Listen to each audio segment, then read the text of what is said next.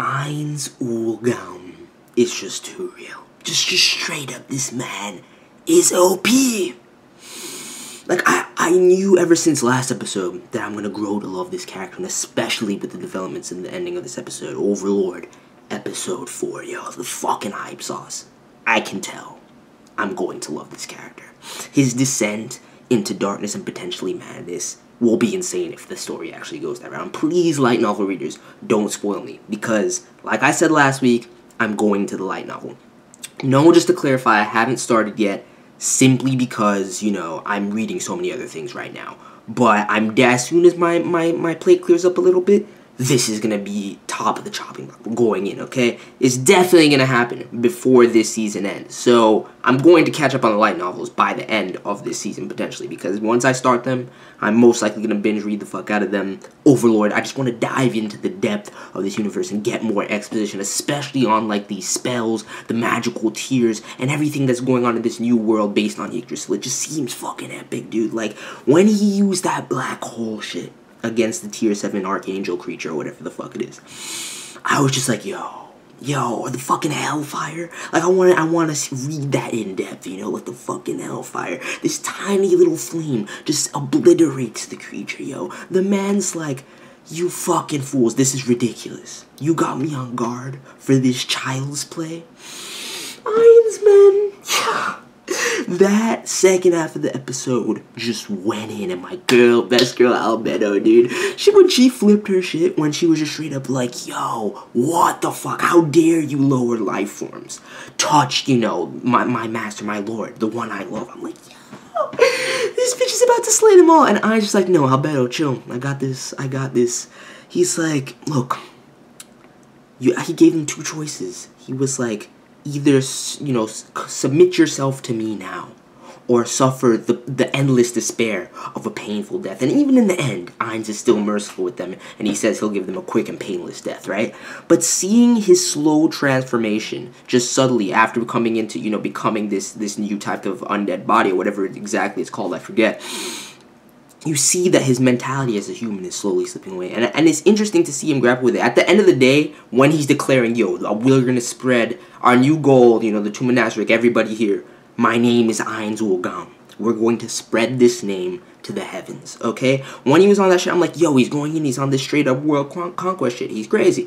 And Demiurge and fucking Albedo take it that way after you see that post-credit scene, which is fucking amazing. We'll talk about that in a second. But when he's just like, so that, you know, any of my Nakama that are here will hear the name, and we can rally. That's basically what he wants. He's not really, ultimately right now, he's still in control. His human morality and mentality is still guiding him for the most part. And I wonder with that dialogue, because yes, physically and emotionally, like, his whole mentality is changing, like, beyond his control. Like, even in terms of him feeling no, you know, remorse for killing people or anything of that nature, right? And I wonder if his dialogue in this episode, which really caught me, where he's like, you know, at first, the humans struck me as insects, but now, you know, I see them as kind of like small animals. And he's like, I kind of want to care for them a little bit. And I wonder if that was, you know, kind of to temper Albedo, or if he actually truly feels that way. And I think he actually does truly feel that way, and he's vocalizing the feelings that he has, the feelings that he has at this moment. So, to me, Momonga, aka the new moniker Ainz, which is, I love him taking on the name of the guild like that, but Ainz' transformation and his character development and everything that he's experiencing and how he's delving into this world is so fucking interesting to me. It's one of the cornerstones of what makes Overlord such a niche series in this genre. And on top of that, you have the fucking beast NPC fucking floor guardians, which I just love every single one of. The characters are too real. Madhouse is going in with the animation. Like, the beginning of this episode, even then, I was impressed when you know, I forget his name, his fucking name. What's the man's name? Like, the commander, the head warrior that was going in, that Ainz, you know, gave him the item and they switched with him, dude. He's using the fucking spells and shit like that, the fucking magical, you know, sword arts and shit, going in, slicing up these fucking angel summons. I'm like, yo, the character designs, the character models are fucking sexy. I'm sure this is what Sobin did originally with the illustrations of the light novel. I'm hyped as fuck because his illustrations are beast. Like, I really just can't wait to get the light novel, honestly. But Overlord is going in, dude. Madhouse, this adaptation, from what I'm hearing, is fucking epic. The art style, the animation, The voice acting, everything, dude, is just too real. Overlord, God sauce, man. But that ending of the episode, that post-credit scene, really got me, dude, because I knew it was gonna happen. After episode 2, where he was like, you know, taking over the world might be pretty fun. I knew Demiurge got off on that. I knew the man got off on that. I saw it in his face. And to have it to where Albedo, he told Albedo, and he and Albedo have conversed about this, and they're spreading throughout the entire Tomb of Nazareth, that their overall endgame is to present this world and its box of treasures to their master. They're going in. They don't give a fuck about the lower life forms. They're fucking going in. And I wondered how this is going to, you know, play off of, you know, Ainz' kind of descent into a more dark mindset. Because I definitely see that kind of descent into darkness happening. And that's one of the things I'm heavily anticipating. It'd be fucking epic. But even so, that struggle for him to maintain his humanity and morality and everything like that is going to be so interesting going forward. And I can't even wait. Even with just this little skirmish, and these were just low-level fools, the people from the SLANE Theocracy, dude, and that fucking commander, even worse than the dude from last episode that the Death Knight took out, where he was just like, yo, I'll give, yo, you guys die for me, like, I'll give you however much money you need, just sacrifice your lives so I can get out of here. I was like, yo, what a fiend. But this guy's like, he's like Lord Ainz, like, even just me would be enough, just spare my life. I'm like, what a grimy little fiend, dude.